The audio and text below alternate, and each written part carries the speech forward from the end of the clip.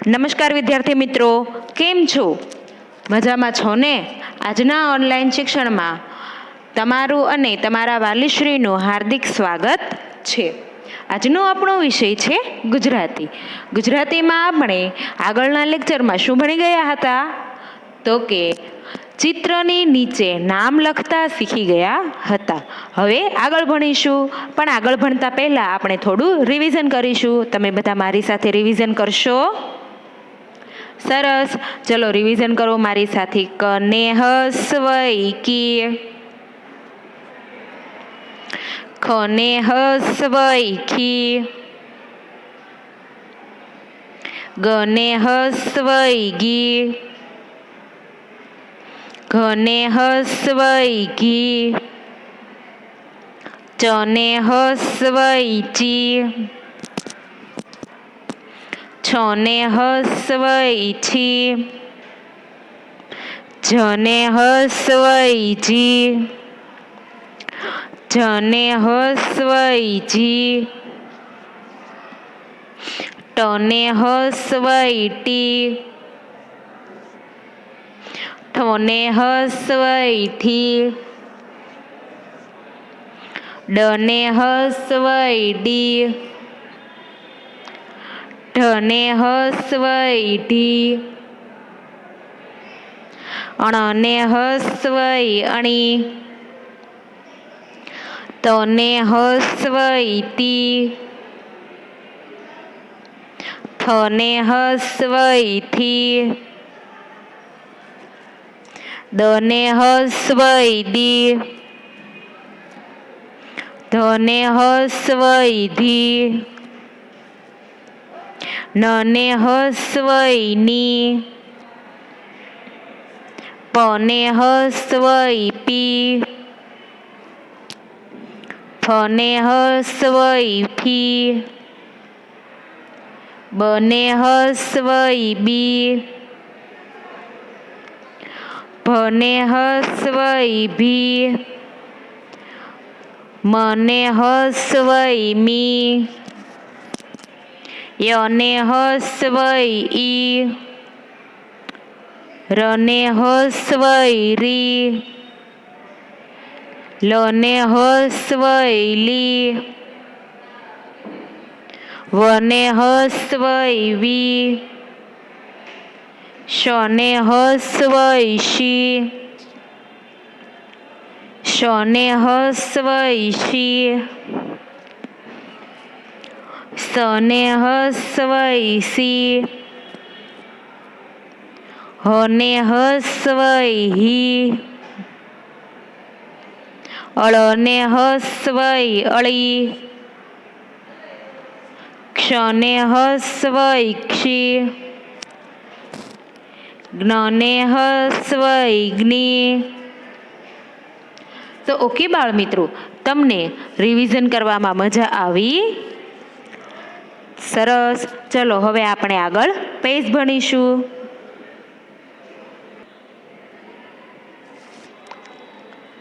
ચલો પેજ ખોલો. CW એટલે વર્ગ કાર્ય. તેની નીચે આજની તારીખ લખવાની છે. કેટલી તારીખ છે આજે? તો કે 4 તારીખ. 4/9. ચિત્ર ઓળખી આડા અને ઊભા ખાના પૂરો. ચલો આપણે ખાના પૂર્તિ કરવાની છે.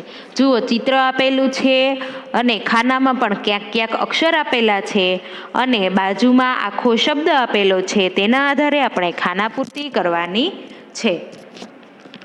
ચલો, અહીંયા ઉપર શિક્ષકનું ચિત્ર આપેલું છે, તો અહીંયા લખેલું છે શિક્ષક.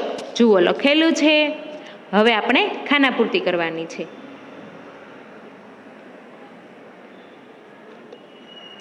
તો પહેલાં કયો અક્ષર આપેલો છે? સને હસવઈ શી. તો આપણે પહેલા ખાનામાં ઊભી લાઈનમાં લખવાનો છે. જુઓ, આ ઊભી લાઈન આપેલી છે ને, ત્યાં લખવાનો છે. તો લખો શી ક્ષ. તો ક્ષ તો અહીંયા આપેલો છે, તો આપણે બીજી વાર લખવાનો નથી. ચલો શેકી નાખો. ક. તો અહીંયા નીચે ક લખીશું. ક પણ શેકી નાખવાનો, એટલે એકનો એક અક્ષર બીજી વાર લખાય નહીં. હવે વાંચો જોઈ. શિક્ષક, શિક્ષક. થઈ ગયું. ચલો હવે આડી લાઈનમાં લખવાનું છે. ક્ષત્રિય, જુઓ આપેલો છે અહીંયા ક્ષત્રિયનું ચિત્ર, અહીંયા લખેલું છે ક્ષત્રિય, જુઓ શબ્દ આપેલો છે. હવે આડી લાઈનમાં પહેલા અક્ષરથી શરૂ કરવાનો. ક્ષ ક્યાં છે? તો અહીંયા. તો ક્ષ આપેલો છે તો લખવાનો નથી. ક્ષ ત્રિય, ક્ષત્રિય, ક્ષત્રિય. જુઓ લખાઈ ગયું. ઊભી લાઈનમાં શિક્ષક, આડી લાઈનમાં ક્ષત્રિય. લખાઈ ગયું ને? આવી જ રીતે હવે બાજુમાં લખવાનું છે.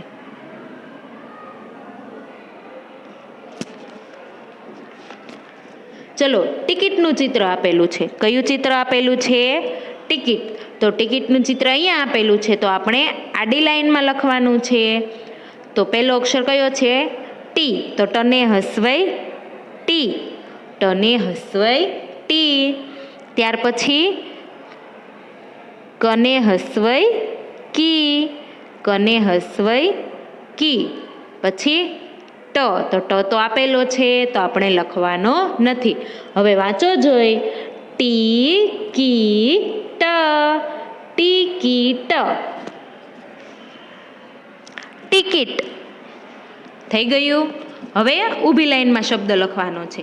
તો ઊભી લાઈનમાં કયું છે ચિત્ર? જુઓ તો ટમ્લર. ટમ્લર આપેલું છે તો ટમ્લરમાં ઊભી લાઈનમાં ટ તો આપી દીધો છે ને, તો આપણે ટ લખવાનો નથી. તો ટ ઉપર ચેકો મારી દઈએ. પછી મ, મ લખો. પછી લ લખો. પછી ર લખો. ટમ્લર, ટમલર, ટમ્લર,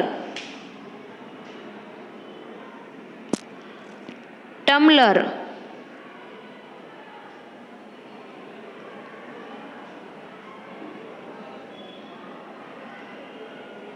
ચલો લખાઈ ગયું. હવે નીચે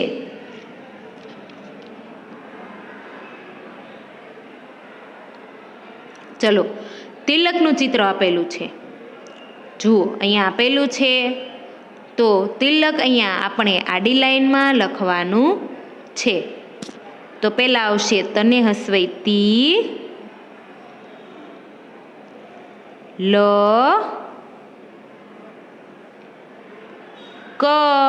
તો ક તો આપેલો છે આપણે લખવાનો નથી. તિલક,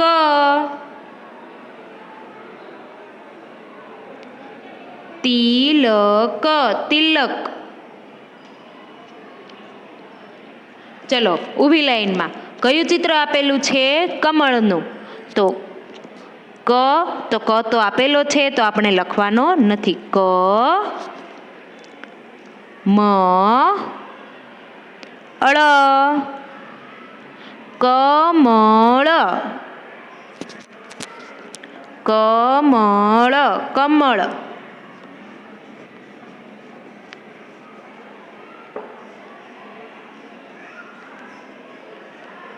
લખાઈ ગયું. ચલો હવે આગળ જોઈએ. તીરની દિશામાં શબ્દ વાંચ. તીરની દિશામાં વાંચવાથી બનતા શબ્દ લખો. ચલો તીરની દિશામાં આપણે શબ્દ લખવાના છે. તો તીરની દિશા એટલે કે આને શું કહેવાય? તીર. ચલો હું તમને તીર કોને કહેવાય તે પહેલાં સમજાવી દઉં છું.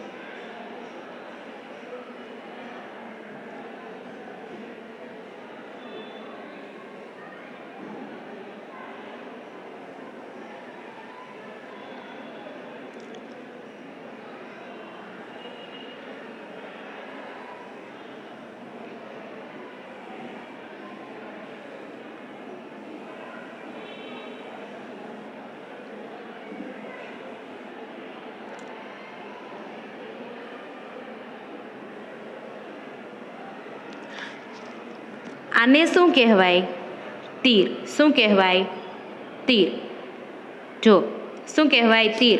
આપેલું છે અહીંયા ગુલાબીમાં તીર, જુઓ આપેલું છે ને?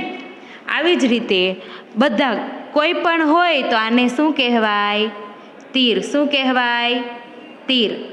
જુઓ છે ને, જે તમે ઓલું તીર કામઠું હોય તેમાં કેવું તીર હોય એવું તીર છે ને, એટલે એને શું કહેવાય? તીર.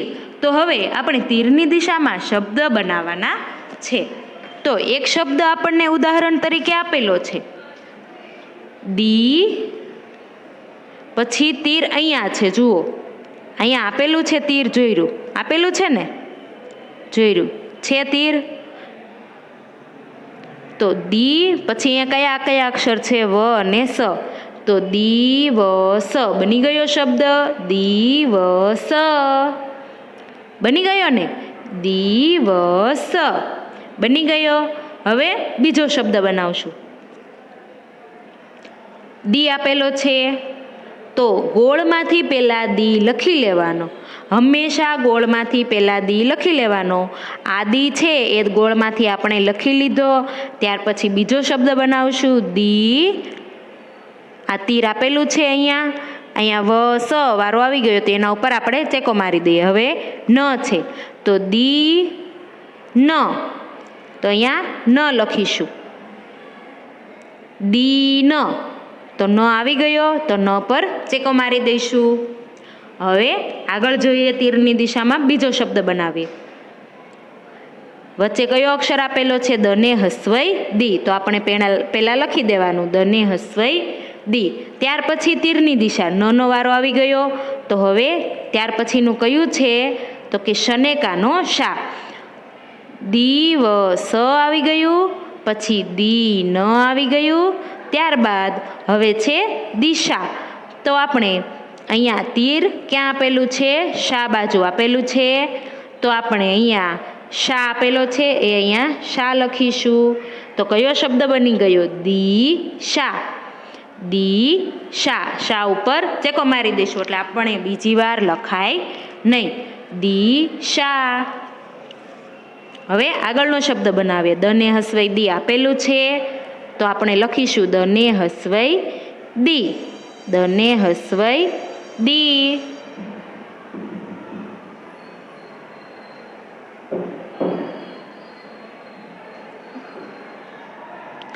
દ ને હસવાઈ દી આપેલું છે. હવે શાનો વારો આવી ગયો તો હવે અહીંયા તીર આપેલું છે ને, આ તીર લઈશું. કયું લઈશું? અહીંયા લ કયો આપેલો છે? લ. તો અહીંયા લખીશું લ. દી લ. શું થશે? દી લ. ચલો લ પર ચેકો મારી દઈએ. દી લ બની ગયું.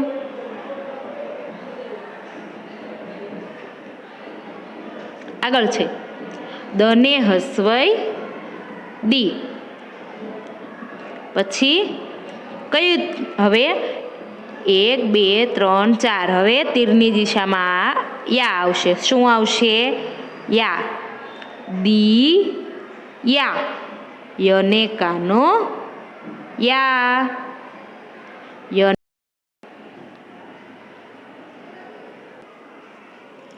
યને કાનો યા. દિયા. કયો શબ્દ બની ગયો? દિયા. તો યા પર ચેકો મારી દઈશું. ત્યારબાદ આગળનો શબ્દ દ ને હસવાઈ દી. દી વ. અહીંયા કયો અક્ષર આપેલો છે? અહીંયા જુઓ તો વ આપેલો છે તો આપણે લખીશું વ. દીવ. તો શબ્દ બની ગયો દીવ. આવી રીતે તીરની દિશામાં શબ્દ બનાવતા શીખવાનું છે. ખાસ ધ્યાન આપજો, તીરની દિશામાં શબ્દ બનાવતા શીખવાનું છે. આ વસ્તુ પરીક્ષામાં પૂછાશે એટલા માટે. ચલો ફરીથી આપણે જોઈએ. દિવસ આ બની ગયું. ત્યારબાદ દીન અહીંયા આવશે દીન. ત્યારબાદ દિશા તો આવશે દિશા. ત્યારબાદ છે દિલ, તો અહીંયા લખવાનું દિલ. પછી છે દિયા, તો લખવાનું દિયા. ત્યારબાદ છે દીવ, તો લખવાનું દીવ. આવી રીતે સમજ પડી ગઈ. હવે CWનું પેજ તો આપણે લખી નાખ્યું. HWનું પેજ તમારે ઘરેથી લખવાનું છે. અને કને હસઈ કીવાળો કલમ તમારે પાકો કરવાનો છે, તો જ તમને વાંચતા આવડશે, નહીંતર વાંચતા આવડશે નહીં. સમજાઈ ગયું? તો બાળમિત્રો, આજના મારા લેક્ચરમાં તમને મજા આવી? Thank you. આવજો.